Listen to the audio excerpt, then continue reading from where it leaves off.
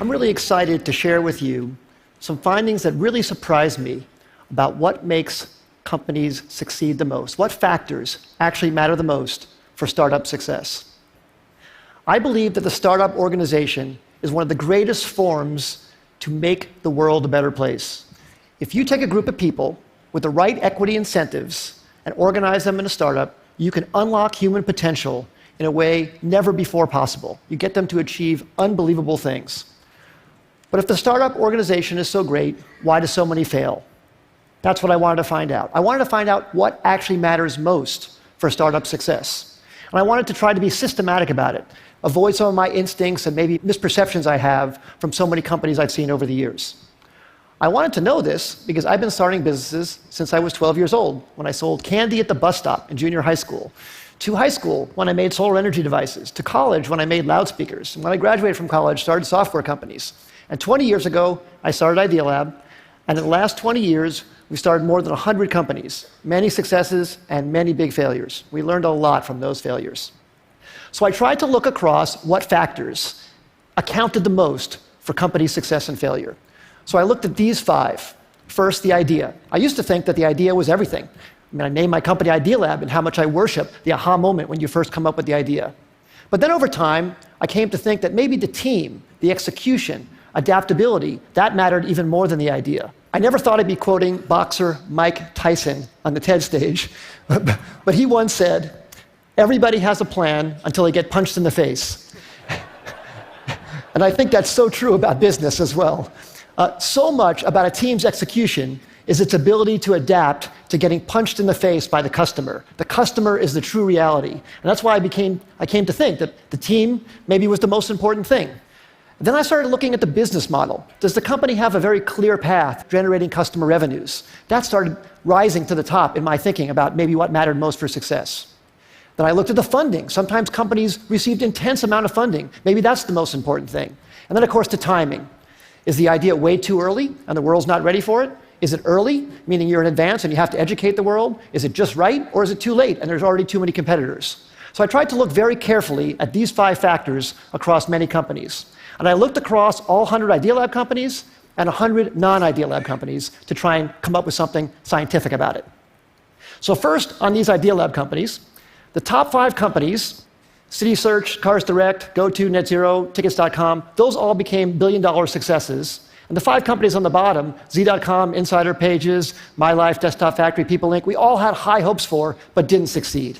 So I tried to rank across all of those attributes how I felt those companies scored on each of those dimensions. And then for non-Idealab companies, I looked at wild successes like Airbnb and Instagram and Uber and YouTube and LinkedIn, and some failures. Webvan, Cosmo, Pets.com, Flues, and Friendster. The bottom companies had intense funding. They even had business models in some cases, but they didn't succeed. I tried to look at what factors actually counted the most for success and failure across all these companies, and the results really surprised me. The number one thing was timing. Timing accounted for 42% of the difference between success and failure.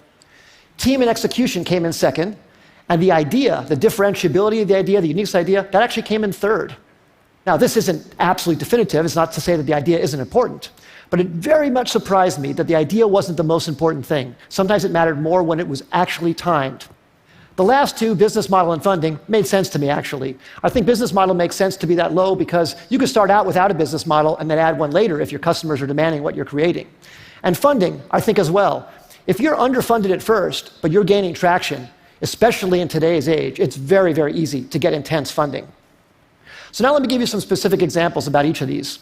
So take a wild success like Airbnb, that everybody knows about. Well, that company was famously passed on by many smart investors because people thought, no one's going to rent out a space in their home to a stranger. Well, of course, people proved that wrong.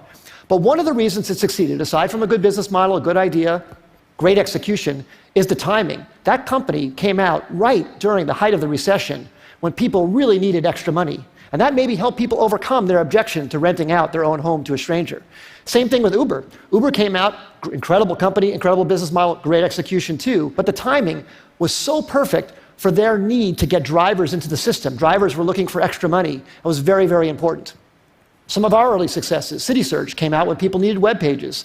GoTo.com, which we announced actually at TED in 1998, was when companies were looking for cost-effective ways to get traffic. We thought the idea was so great, but actually the timing was probably maybe more important.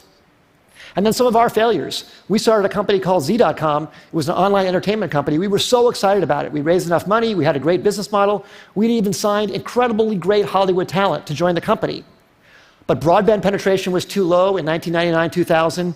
It was too hard to watch video content online. You had to put codecs in your browser and do all this stuff. And the company eventually went out of business in 2003.